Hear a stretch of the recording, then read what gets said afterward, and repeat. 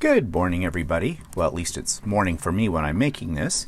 But welcome to another edition of the Idiot Quilter. It's episode 81, and I have some projects I want to show you and talk about. But before I do that, you're going to notice something a little different about my videoing today. I bought a new toy, and I'm trying it out on this video to see what'll happen. It's called a gimbal. Not a gimbal.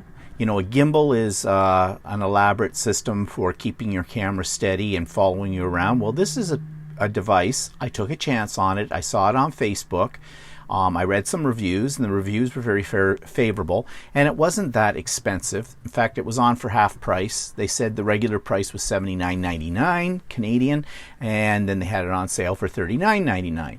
So I bought this, and what it does, as you can see, is it follows me around. How far can I go? Quite a ways. It's got 360 degrees, which is kind of cool, as you can see. So I can point out other things in whatever room I'm in when I'm videotaping. Videotaping, that's an old term, when I'm recording. So yeah, it's called a gimbal, G-I-M-B-O-W-L. I think if you go to their site, it's just gimbal.com. You can order one too. So far, I'm fairly impressed with this little device for what it cost. Now, it follows my face, but you can also set it up to follow an object as well. It just runs off of batteries, and there's an app that you download that works with it that gives you special effects and things like that. I don't have any of the special effects on, and I cannot see. It's not showing while I'm recording where those special effects are, but that's okay. See if I can get it to center a little bit here. Yeah, there we go. So, you know, you can have petals and snow and things like that come down. I haven't really played with much of that yet. I just got it yesterday, and like I said, this is pretty much right out of the box, and I'm using it right now. And it's fairly simple to use. So we'll see how this works. Hopefully it won't be too annoying while I'm doing the recording today, but just something new. You know, I love my toys. So, current projects. Hanging up, I talked about my Halloween wall hanging, and it is now all finished, and I have shown that to you previously. But it came time to hang it up, because after all, you put all this work into something, and you want to hang it up. So, should have been a simple thing. Well, first of all, I had to find wall space, okay? And I don't really have any wall space. I went all around my house looking for wall space that would work, and there was only one area I found, and that had stuff on it already. It was in my craft room and over top of one of my desks, and I have a lot of my artwork, my mixed media and things like that on the wall. So I decided, well, I'll relocate all of that, and that will give me a fairly large display wall. I think I can get about a 50 by 50 quilt up there. Now, mind you, that's not a very big quilt, but you know, it's a space. So, how to hang it? Now, yes, I could put a sleeve on the back of the quilt or the wall hanger, but I hate doing those. And I'll come back to that in a minute, though, with something I hadn't thought of. So I want to avoid that. So I have seen these little rings that have little hooks from them. Ooh, camera moved. Little hooks from them that, you know, you just clamp onto whatever you're hanging. So I thought that's a great idea. Well, you know, you see these things when you don't want them, but when you want them, you can't find them. So I went to a couple of places. I went to a Yisk and I went to a Walmart.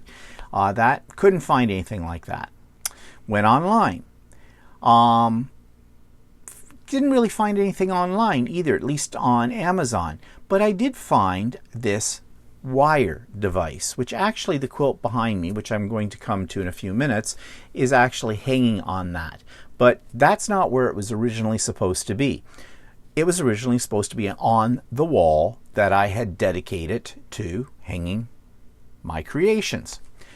It has two little things that come out. You put it in the wall. It has these two little cylinders. The wire goes through them. There's a little mechanism inside them. You tighten it up so it's nice and taut, and you hang these little clips over the top, and they have little clamps on them, and you can clamp in whatever you want to hang up. Hey, sounded ideal. So I ordered it. It was $14.99 on Amazon. I have Prime, so it was, a couple of day delivery, and it was free shipping.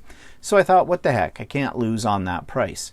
I was skeptical because I thought, well, this seems a little cheap, because I was looking at some hanging systems that they use in art galleries and things like that. Yeah, I'm just moving myself in center again. And but they cost upwards to $200, and I wasn't paying that for it. So we installed it. Well, when I say we, Walter, I am useless with power tools. Any tools, really. I'm just completely all thumbs. Walter's much better at it. So he starts to put it up. Now, it had two methods for hanging it. You could, which would have been ideal, put the two holders into a joist, and that would, give you lots of strength. But of course, the joists on our wall were not located in a convenient spot for doing that. So the second method is to put in plugs, drywall plugs, which basically, you put them in the drywall. When you screw something into them, they expand and it's supposed to hold whatever you're putting in. Very common kind of thing. So we did that method. Well, yeah, not so great, because when you started to tighten up the end pieces so that the wire would go taut, the pressure on that was so much that it was starting to pull the plugs out of the wall. So we have holes in the wall. Now, that took us several hours, believe it or not. Something that sounded very simple took several hours, and a lot of cursing and swearing, nevertheless. So we went to method number 2. Walter had a couple of curtain rods somewhere in a closet that I didn't know about. Brings them down, and the idea was we'll just hang these curtain rods up and put the clips on that.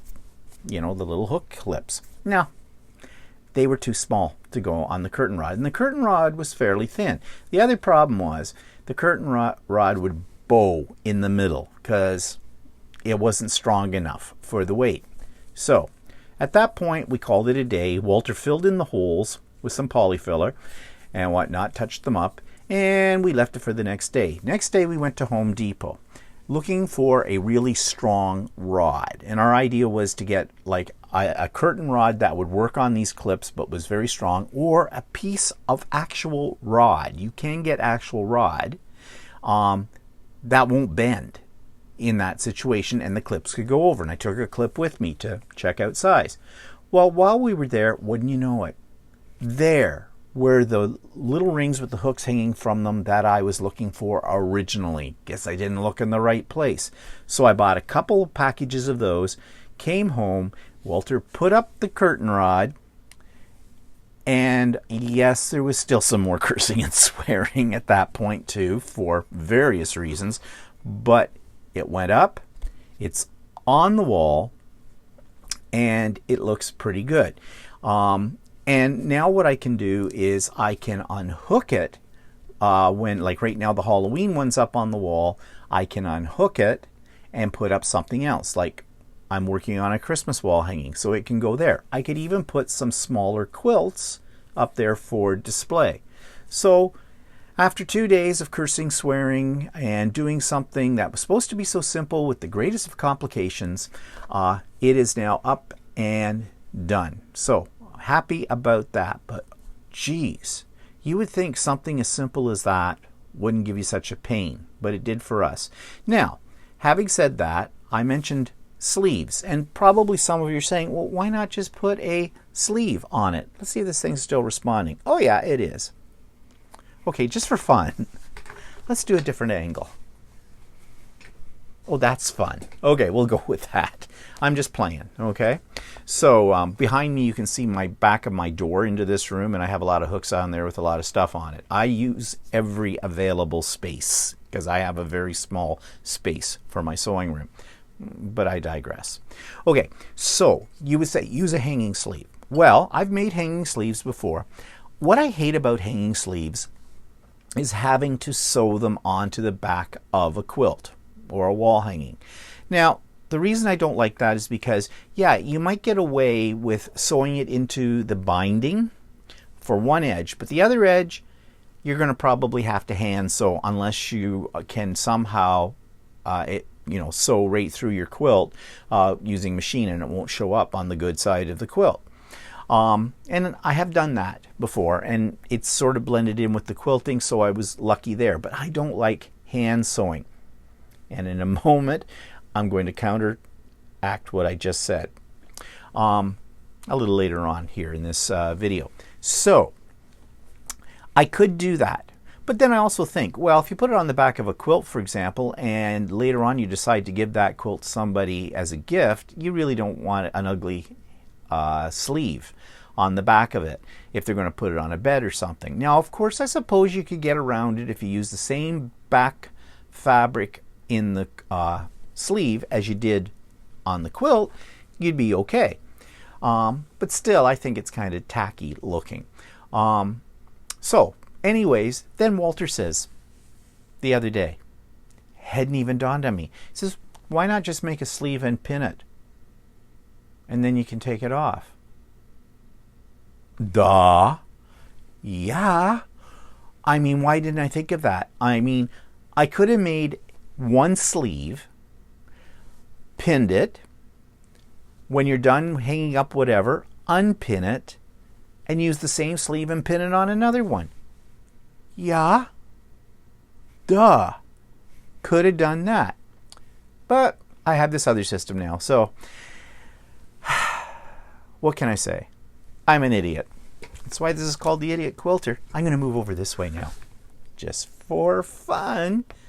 Now over here, you can see my drawers that hold my embroidery threads and, a lot of crappy walls. This is not the nicest space down here. Someday, it may be better.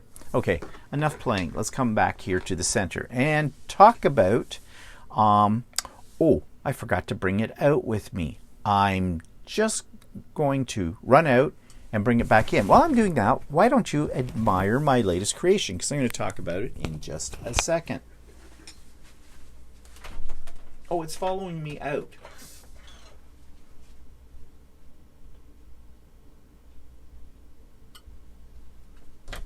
Okay, I'm back. Geez, that thing works really well. Just let me put that down on the side here and get myself situated back in here and get my microphone back on. Okay, so I finished my haunted mansion and it turned out really nice. Now, Walter's made 2 haunted houses. This is all in the hoop, machine, embroidery, and applique. There are many pieces in this. I think there was about 23 pieces in this, and then you have to put them all together. And putting it together can be tricky. You need a set to do it with the least amount of grief. I use a set of angled hemostats. Hemostats are just little long plier-like things that you clamp. They use them in medical, in surgery, things like that. But they help you to pull these little button things. I don't know if you can see here on the top. See these hanging out? These are little buttons that go through little holes, little loops that are embroidered right into the piece, and that holds it all together. Now, I put a little touch of fabric glue on each one of these once I get it together, and that keeps everything, staying in place. Now, the problem with that is if you want to store these and you want to store them flat, the idea is you can unbutton them when you do that. But you want to know something? I think once it's together, as far as I'm concerned, it's together. I'll find a place to put this off season. And on top of that, I think the number of times you keep pulling those buttons through and back and forth, it's going to stretch out the holes and things aren't going to stay together. So I just glue them down. And I have little alligator clips that you can put on the end of each one of these as you're working on it, because as you're tugging on one side, some of the pieces will come loose on the other, and that gets very frustrating. Ask me how I know.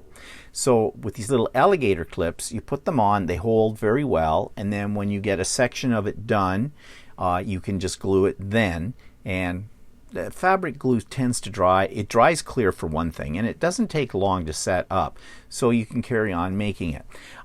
Yes, they are a little fiddly. There's the back side.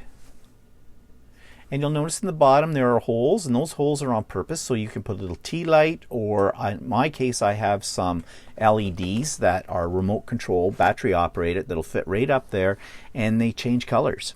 You can actually program them to do all kinds of fun things, like strobe light effect and fade in, fade out, things like that.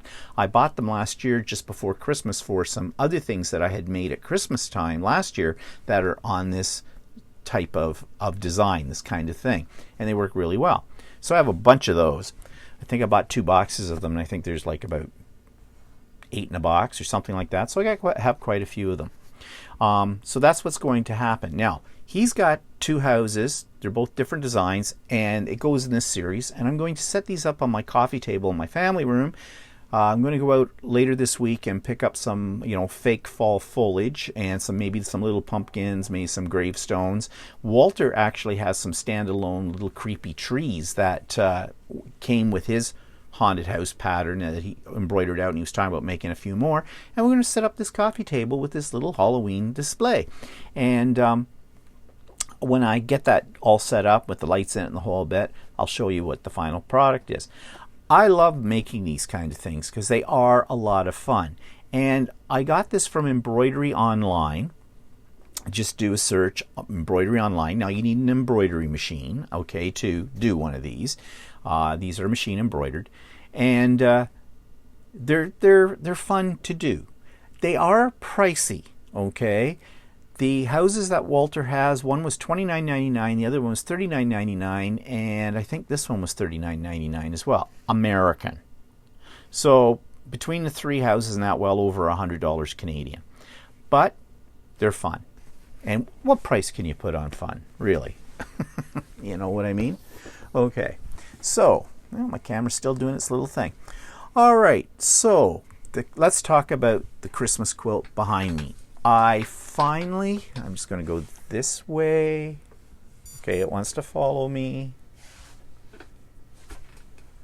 Okay, there, I guess you get a good shot of it there.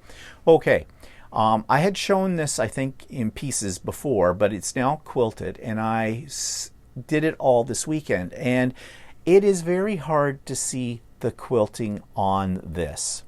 So I will insert in here a picture, a close-up of the actual quilting motif. I did Ruler Foot Quilting on this one. Now, I have played around with Ruler Foot Quilting before, but only on small little sample pieces. I have never done it on a whole quilt. So this was the quilt that I decided I was going to do it on. And I have to say that I procrastinated quite a bit before I got to this. But like, for example, my excuse was I had to finish my Haunted Mansion before I went to this, and then other things would come up as well. So on the weekend, I decided, nope, the Haunted Mansion is done. We're going to do this quilt. So I set up my rec room for doing this. Now, I did a video a few episodes back showing you how I set up collapsible tables in my rec room so I have a big enough space to layer my quilt. I used to layer my quilts on the floor, and you know, you get to a certain age where getting down isn't so hard, but getting back up is another story, right? It's really hard on my knees. Plus, my floor is carpeted, and when you're layering a quilt on a carpeted surface, you get bumps. No matter what you try, you get bumps. And so that ends up translating into tucks when you're trying to quilt it. So I found, using the collapsible tables, I had a smooth surface. It was up higher. I didn't have to get down on my hands and knees and do all of this. And away I went. And that worked really well. And I have a little video that I'll put in here as well, right after the little clip of the close-up of the quilting on that, to show you what the setup looks like. I also used a pool noodle.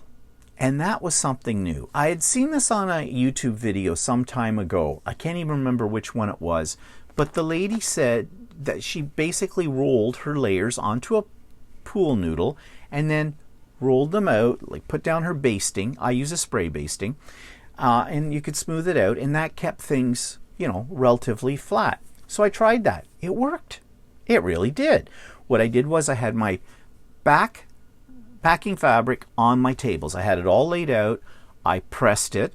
Again, that was something else that these big tables helped with. The only problem is I wish I had a wool pressing mat as big as my quilt. That would be wonderful.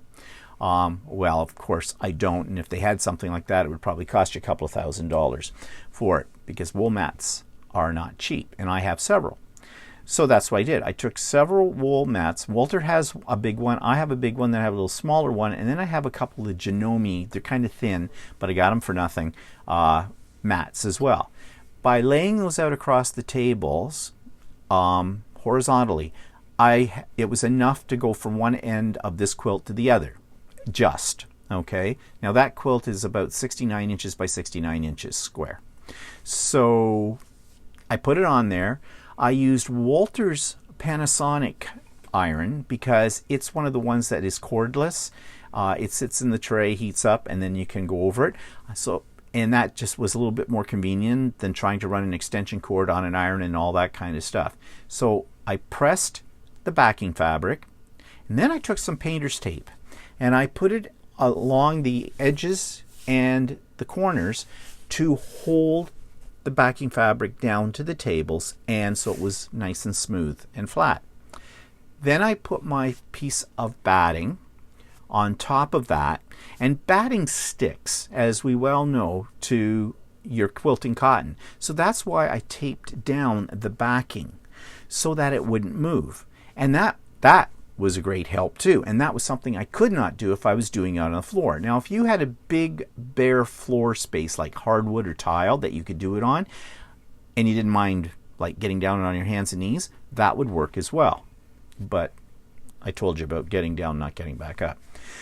So I laid out the batting, got it all situated, and then I put the quilt top that had already been pre-pressed, I put it on top of that, smoothed it out, and then I took the pool noodle, and the pool noodle wasn't 69 inches long, it was a little less, but it was enough, put it at the top of the layers, and I rolled back the quilt top and the batting onto the pool noodle to the end.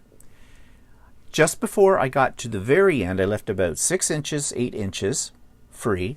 I lifted that part up, I sprayed my spray basting, laid that part back down, smoothed it out, and then I sprayed on the other side. Now I only did sections that were maybe about a foot from the pool noodle. So here's my pool noodle, okay? And everything's rolled up on it. So imagine going in front of it about 12 inches, and then I sprayed, and then I took the pool noodle and just gently rolled it down on top of that. And as I did that, I smoothed it as I went along. So I continued doing that right to the end. So now I still have I rolled up both the batting and the topping in the same layer. Now I suppose you could do them separate, but I didn't. So now my batting is stuck down to my backing. Re-rolled the pool noodle with the top on it and did the same procedure and rolled it out and smoothed it out. That worked like a charm. I got most of the bumps and wrinkles out. Well, I got them all out actually. You know, it's never perfectly smooth, but I didn't have any major bumps in it that would cause me grief when I'm quilting it. So when I had that all done, I did trim the backing and the batting all the way around. I left about 2 inches all the way around the quilt top.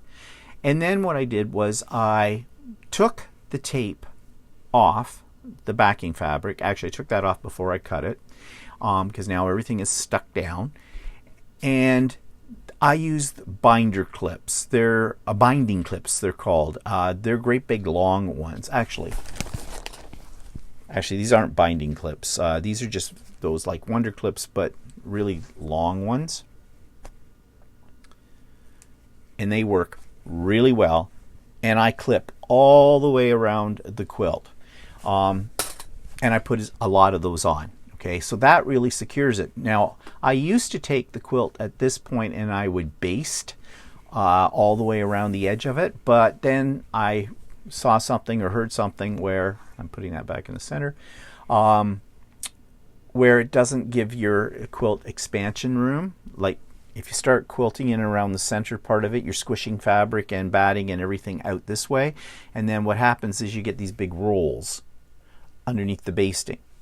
So I don't do that. I just leave the clips, because the clips you can adjust easily enough if you need to. And I do start in the center of the quilt and work my way out. So then I got out my ruler foot stuff and I did the little motif that you'll see the picture in a moment of what that looks like. And I had to pick my thread for this. Now, this was my first time doing a whole quilt using ruler foot templates. And of course, typical of me, I never ever pick something easy. I had this design that made sort of like a flower, but it was sort of a teardrop shape, and you moved at 45-degree angles around a center point. And I had watched videos about how to use this particular template, and I had practiced on a sandwich piece to get the feel for it, but I was pretty sure I was going to make a lot of mistakes. So I didn't want the thread that I chose for the quilting to be very dark. Well, it ended up I picked too light, because I didn't make many mistakes at all with it. Pat me on the back kind of a thing. It went along really smoothly. I was impressed. A couple of tips though that I learned, and I'm going to share with you in a second about that. And yeah, I did the whole thing. Now on Sunday, I layered it all on Saturday. On Sunday, I started the quilting process. Now I figured I'd have the whole room set up for this out there with my sewing machine, the whole bit, and it takes up a lot of space. It would be there for a week, because that's how long it was going to take me. It didn't. I finished it yesterday morning. Actually, yesterday. I finished the quilting before lunch, Monday morning. Okay? And in the afternoon, I made the binding and bound it, and done. Tables down, everything cleaned up. Great. Wonderful. Yeah, it worked out really, really well. So I'm very pleased with the way this turned out, and I'm pleased for several reasons. One, I learned a lot about ruler foot quilting. Two, I did it on my domestic machine. And three, there are no tucks. The only thing I'm disappointed in is I wish I'd gone with a darker color now, but live and learn. So, now, a couple other things that I did learn along the way. This was going to be a short video today, and it's not going to be short, sorry. You may want to get a coffee and sit back or do some sewing. Okay, so as I said, I had my sewing machine set up there. Now my sewing machine has an extended table on it. Let's see if I can show this to you. Will the camera come around? Yeah, oops, there was my microphone. Okay, here's my extended table. Okay, fits on my sewing machine. And this is always on my sewing machine, and you know, it's very helpful. Not so helpful when you're quilting. I found that as I started using with the extended table, that because it's a little higher than the table it sits on, the quilt kind of slumps down about 6 inches, that it gets caught on the table at times. And you don't really realize it as you're quilting away, and suddenly things aren't moving, and yeah, then you have to stop and adjust the quilt to get over this table. So after I did the first 1 or 2 motifs with this on, I decided to take this off. Now this becomes a free arm machine. Now you can't probably see it very well in here, but this is a free arm right here. This part is the embroidery unit. That wasn't on when I was using it. I took that off. But I have a free arm. Well, I started to quilt using the free arm, and yeah, I needed more space. But then I remembered, well, yeah, I have, what's that doing, falling off? Okay, I have the piece that this comes with that slides over that. So I thought, well, it's a smaller surface than here. Let's put it on. So I put it on, and it worked. I could get the quilt to smoothly go pretty much underneath the foot without it catching on anything. So that's one thing I learned. Just because you have an extended table doesn't mean the extended table is always good for everything that you're doing. The other thing that I learned when I was doing that is brain fart. What was I going to talk about on that? Oh, the other thing too is you really do need the space. You need to have a huge flat area, and I have that. Again, I'll put the little video that I made to show you the setup after I'm finished talking about this right now. When you can lay your whole quilt in front of the machine and off to the side of the machine, no weight, it works well. I had a bungee cord set up that I talked about in one of my earlier episodes, showing you, thinking I was very clever by creating this kind of what I called a quilt sling. But I meant I had to, every few minutes, I'd have to get up, reclamp it, and it did work. But in the space that I have, it wasn't the most ideal. So it was well worth the investment I made into these collapsible tables, and I want to get one more as well to make it just a little bigger. And that worked. That worked like a dream. So what else did I learn? Well, I used a different bobbin case. The Janome has 3 bobbin cases. It has the standard, what they call red dot bobbin case, which is for your usual sewing and things like that. They have a yellow dot bobbin case, and some of my previous episodes about my continuing saga of the problems I was having with my 15,000 back a while ago.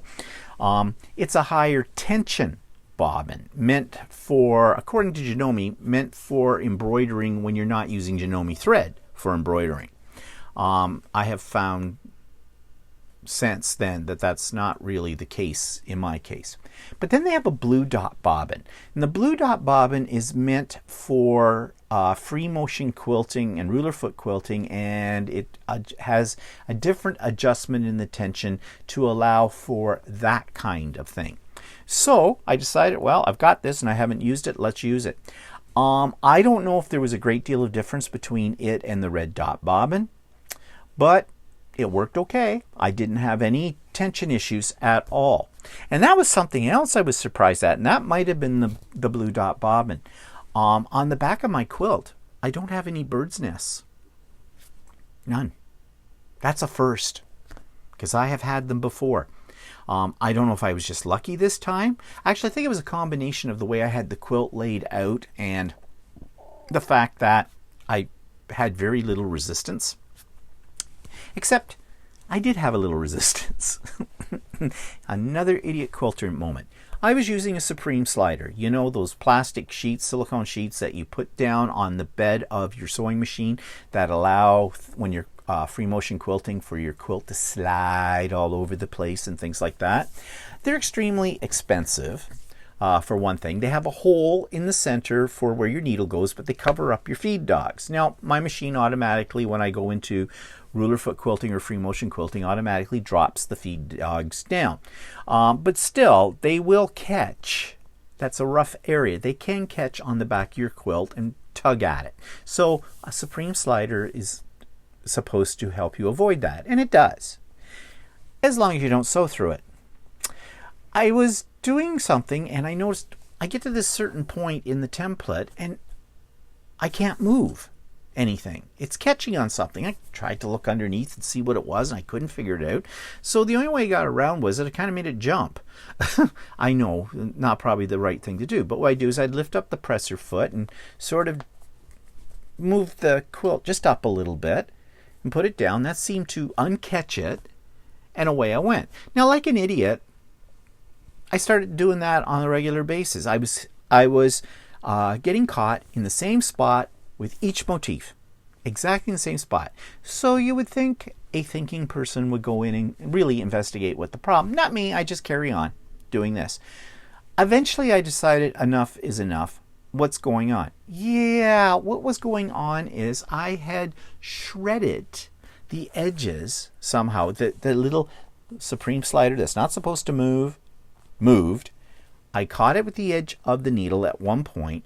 It shredded that little piece, made it the hole that goes around, that the needle can go down through, a little bit more jagged.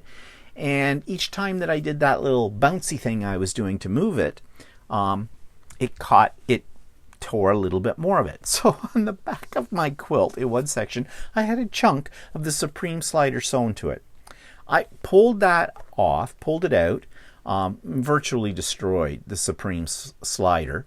But the piece came out of my quilt with no problem. So that was a good thing because I was panicking at that point.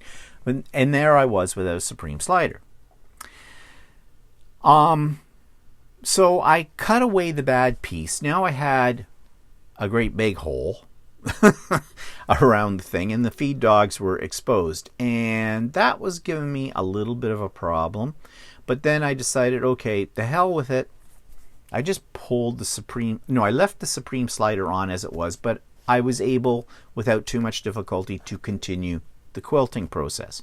I did look up on Amazon and some other sites for the price of a new one. Well, for an 8.5 by 11, they were running anywhere between about $40 some up to about $60. And I was going, that's pricey for something I'm not completely sold on.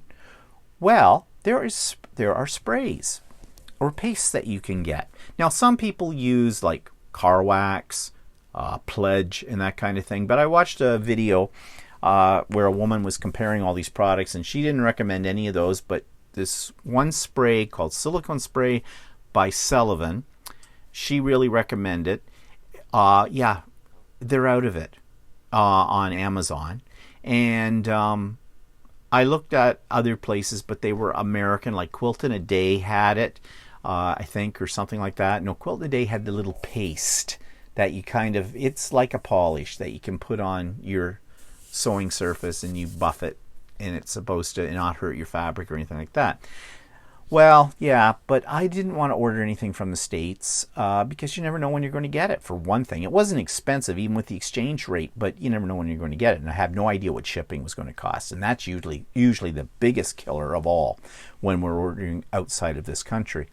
So someone wrote to me. I was mentioning this in my vlog this week. Somebody wrote to me, or no, it was from Stephen and Walter Live, said that they use, with great success, self-sticking shelf paper. They say that works like a charm. So I'm going to go hunting for some of that and give that a try. The other thing I thought I could use is I have some Teflon non-stick sheets that I use for crafting. I have a lot of them. All I have to do is cut a hole in them, and I have to check to see how well they'll stick to the bed of the machine. But I think one of those would work. And I could give it a little hit of basting spray as well. It's just a temporary adhesive, which is water soluble. So I could do that if they were going to slide around. So there are other methods that I think I can make work without having to spend $60 on a Supreme slider. So that was something else I learned in this whole process. Bottom line is, if you have the bigger your surface area around your sewing machine, the easier it's going to be to free motion quilt on a domestic machine. And that's my story, and I'm going to stick to it. And it just also makes me think, when I redesign my craft room into a sewing room, I now know that what I want to do is, in the center of the room, I want to build the biggest possible sewing table I can get in that space. So basically doing the same thing I do with the folding tables, but in a more permanent design. Okay, I'm going to insert a picture of the close-up of my quilting on here, and right after that there's a little short video clip showing you what I've been talking about as far as my setup is concerned. So I'm going to do that, and then I'll be right back.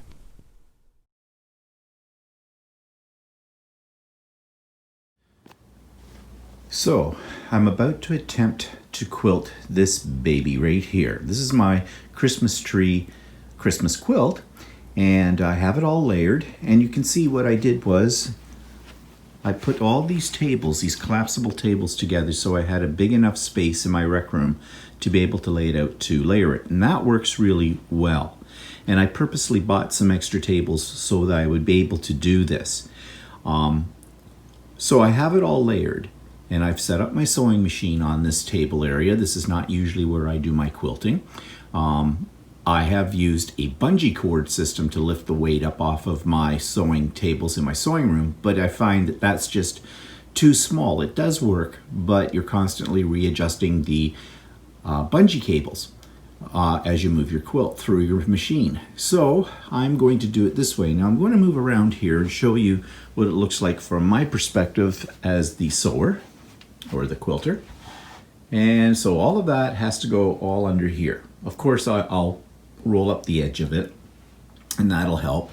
And on this side, I have some of my supplies, but this table will also serve to pick up the weight as the quilt comes in a little closer to me. Now I am going to try to do ruler foot quilting, and I have my rulers out for this, and this is essentially the design. I drew it out using this particular template, and I've never done this before. So I have played around with rulers and templates for quilting, but really I've never done a whole quilt this way. So I have no idea how this is going to turn out, and I'm very much afraid as I do this as well. But you know, you got to plunge into these things and just go fearlessly into it and hope for the best. So that's what I'm going to do, and we'll see what happens, and I will show this to you, the finished product, maybe, at a later date. Okay, I'm back. All right, let's move on to what's next. What are my next plans? Well, I'm working on my Christmas wall hanging, which is done in the same method as the Halloween wall hanging. It's going to take a while too. I think it's got 32 tiles. I've done 8 of them so far. So I'm going to carry on with that, and I want to get that done. Ideally, I'd like to have that done by the 1st of December or into November. Then I can swap out my Halloween wall hanging with the Christmas one. At least that's my thought about that. And I'm going to show you a couple of panels that I have that are going to become one panel. I have to do some measurements. I think it's going to become a door hanging for my front door of my house. It will be protected in there because my doors have glass doors, storm doors we call them, in front of it. So, and I've hung other things there as well. So I'm going to get up, see what this camera does as I show you each of these panels. Oh, shoot. Hello, come back to me. Yes, here we go. So,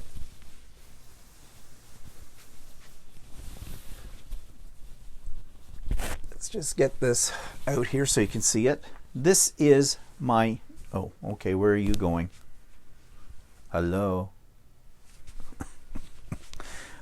Technology is wonderful when it works. Oh, there, found my face. Okay, there. I think I've got it. Okay, so I have shown this to you before, but I kind of held it up. Now I've got it hanging up. This is the gnome panel that I thought was really cute. Now, I've said this before, I'm not big into panels, but I saw this and thought it was cute, and it goes along with the gnome fabric that I bought. And here's what it looks like.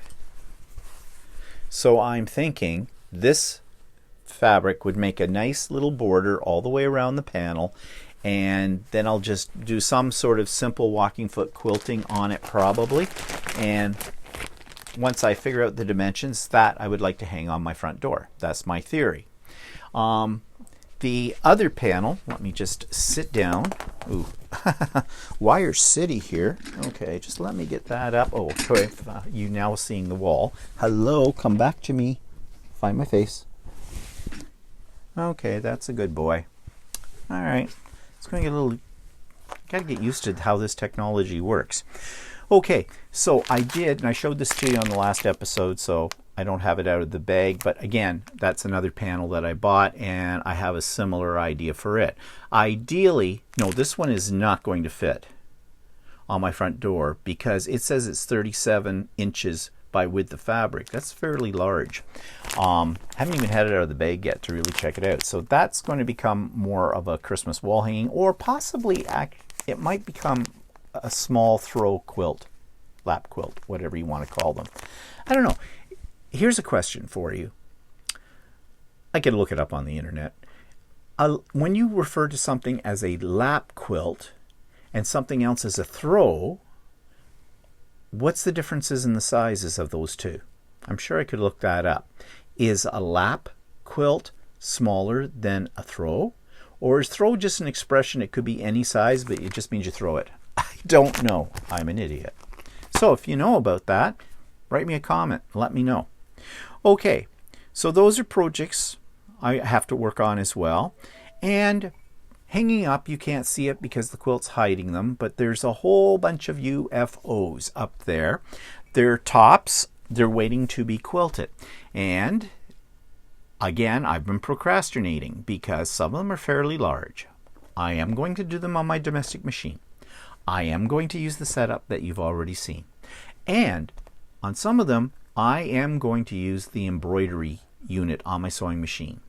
I figure I can do motifs in some of those quilts, and I would do it out on the tables. The reason I haven't used the embroidery unit up for quite a while to do quilting is because of the problems I had with my Janome before. And part of those problems I do blame to a certain extent, not a huge extent, to the fact that I was trying to quilt using the embroidery arm. And you're supposed to be able to quilt on this machine. It's called the Quilter's machine.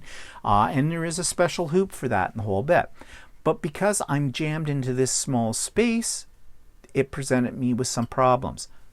If I do it in the rec room with the big tables all out, I think I can. And so I'm going to do that at some point in time. So many projects, so little time. Okay. So, ongoing projects. Well, I have been working on hexies. Now, I mentioned earlier that I do not like hand sewing. Well, this is hand sewing. But you want to know something? This is practice. I'm getting much better at doing this. I have another chunk that's a little bigger than this off to the side somewhere, hanging up. Actually, the hexies themselves are a little bigger.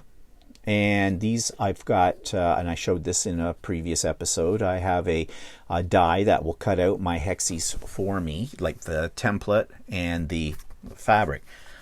I enjoy doing these, especially when I'm working on the embroidery part of the machine and I have long, they got a 20-minute stitching out of something. I can sit there, monitor what's going on, but work on these as well. Do I have a specific plan for these? No. These are scraps, and I'm just going to attach some together in whatever way, and when it gets to a certain size, like this one's almost pretty much big enough, I'm going to applique it down on a square of fabric, and then I get enough of these over time, I'll make a quilt out of them. That's the plan, but that's what I'm doing. But I am getting a little better at hand sewing. There's a little less blood involved. There's still some blood, but a little less of it. Okay, so I have a few shout outs at this point that I want to give. Something new I'm doing on my episodes. There are 3 YouTube channels that I watch on a regular basis that have to deal with sewing, quilting, and knitting. Now, I'm not a knitter. Walter was at one time, many years ago, like about 20 years ago, 25 years ago. He used to make Icelandic sweaters. Yeah, they were beautiful. And he was self-taught. So, he can do these things. He just touches them, well, bang. I mean, he's all into garment making these days. We just picked out some fabric for him to make me a shirt. It'll be a short sleeve one. Well, by the time he gets it done, it'll be Christmas. But it'll be nice for next year if I don't get any fatter and can fit into it. Yeah. Is everybody putting on weight during COVID? I am. And I don't know why, because, well, I do know why.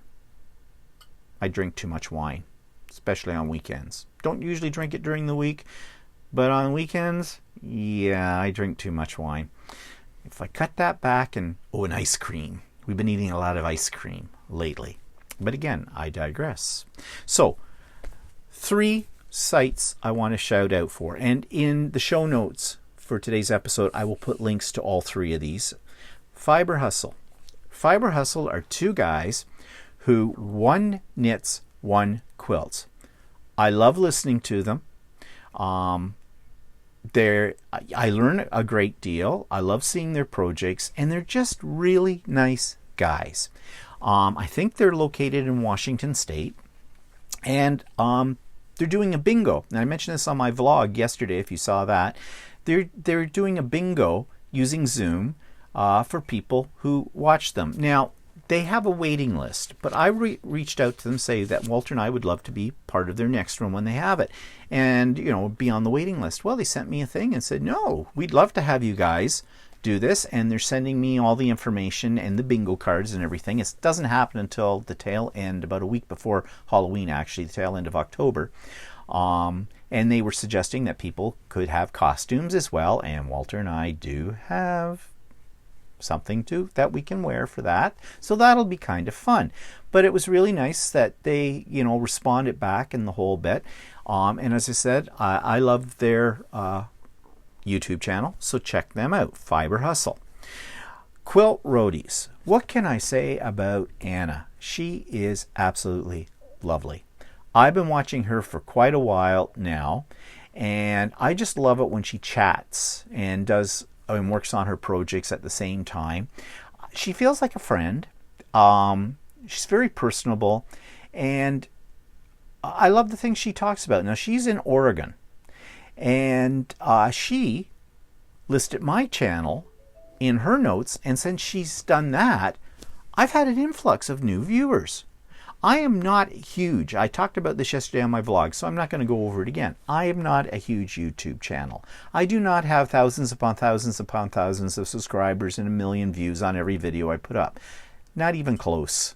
I have under 4,000 subscribers. I mean, it's one subscriber at a time, and I've been doing this for a while, and I've had this influx, especially on my Idiot Quilter ones, and I really appreciate that. And so I thank Anna for, and it's been really because Anna's viewer base, because she noted me in her show notes, people are coming over to check me out. So if you're new here, you're welcome. You're welcome to be here, and I'm excited that you are. But anyways, I love hers. It's called Quilt Roadies, and I've got the link to Anna's channel in the show notes. And the last one is another couple of guys. Now, this one is pretty much mostly knitting, although I think they do dabble in quilting as well, but so far I haven't really seen any quilting on it, but they do knitting. Some ways I wish I was a knitter, because they show different wool, skeins of wool, and it's beautiful. Really, I mean, I tried knitting when I was much younger, and I sucked at it, and I can't say as though I really enjoyed it, so I've never gone back to it, and I still don't intend to go back to it. I did crochet for quite a number of years, because my grandmother showed me how to do that when I was young, but again, I haven't crocheted in many, many, many years either. But the wool that they have today is just astounding. I've never gone out and looked at it because I don't do anything in wool. So it does kind of make me want to get maybe back into those kind of things. I don't know. Let's see. But I love their YouTube channel. Again, there are a couple of guys. They don't just talk about knitting. They talk about what's going on in their life and things like that. I think they had been doing some canning and that. And I think they're in Wisconsin. I think that's where they live.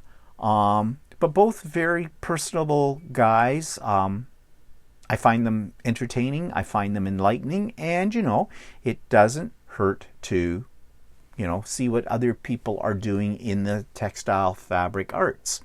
They also make really nice bags.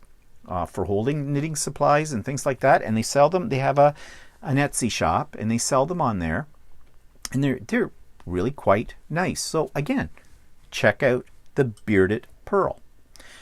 Okay, that takes us to some new fabrics I bought this week that I got real excited about when I saw these, because these are Christmas fabrics. Now, do I need more Christmas fabric? No, I don't need more Christmas fabric. I've got enough. However, this is Christmas fabric with a Canadian theme, and that I have never seen before. My local quilting store, Ultimate Sewing, got these in, put out an email last Thursday. This is Tuesday of the following week. Last Thursday, they put up an email in the afternoon showing these fabrics. I immediately called them up to make an appointment to go into the store because, of course, during COVID, that's how things are working. And I couldn't get an appointment that afternoon. They were totally booked. So I said, okay, how about the next day, Friday? And yeah, it was wide open. So I made an appointment for the afternoon on the Friday. And I said, by the way, I said, how do you still have, I was assuming they had just put up the email when I called about the Canadian fabric, Christmas fabric. I said, because that's what I want. The lady on the phone, one of the staff members, Trudy is her name. She's lovely. She said, do you want me to set some of that aside for you? Because it's going fast. And I went, yes, please. So there are 3 colorways in this. I think that's the right use of the term. I'm an idiot. Whatever. 3 styles in this series, and then a panel. And I said, I would like 2 meters of each of the styles and 1 panel, please. And she said, okay. And I'm glad I asked for that, because when I went in the next day, it turned out I got the last of it. So I was happy about that. In fact, one of the ladies, Donna, who also works in the store, also equally as lovely. I love the ladies at Ultimate Sewing, and I've said that about them before. They're great. Anyways, Donna says, yeah, she was holding on until she came into work on Friday, and she was going to get some of that fabric too, and there is none of it left. And I guess it had been on order since February. Shirley, the owner of the store, she had ordered it then, and it just went like hotcakes. So I'm very pleased that I've got it. I don't know what I'm going to do with it, but I love it, and I'm going to show it to you. So here are the fabrics. This one has a black background, and it's Christmas ornaments, but you can see it's got the red, our color in Canada, and maple leaf is on there as well. And then it has 2 that you would use as blenders or backgrounds, whatever. Snowflakes on a gray background, but see, little red Canadian maple leaves. And the same thing, but in sort of an off-white gray and the red on that. So those are the 3 fabrics in the line. And now I am going to show you, and I don't know what this camera is going to do when I do this, I am going to show you the panel that goes with all of this. So let's move the Nomies out of the way, and let's bring in the panel. Don't you love the sophistication of my set for all of this? There we go. Spread it out. Okay, let's move around here. Oh, I just confused it. I turned my back on it. Sorry. Hello. Find me. I am here. There we go. Coming around. Okay. Not too far. Okay, so this is the panel. Very Canadian. The border's maple leaves on a red background, and we have, the Christmas ornaments, the whole bit. Very Canadian. Peace, hope, and joy, which is very fitting for our country, I think, because we are a country of peace, hope, and joy. Although not so sure these days how that's all working out for us. I'm just trying to untangle myself here. Okay, so that was a new acquisition, and what I'm going to do with them, I don't know yet. In fact, there's a good possibility I won't do anything this year with them. I may not get around until next year, but at least I have them. So I'm happy. Okay, I did buy some new notions. Let me go over here and pick this up. I'm just playing with this right now, okay? As you can tell. So I bought some long quilting guide bar set for the Janome. Basically what these are bars. Let's see if I can get centered here. Okay.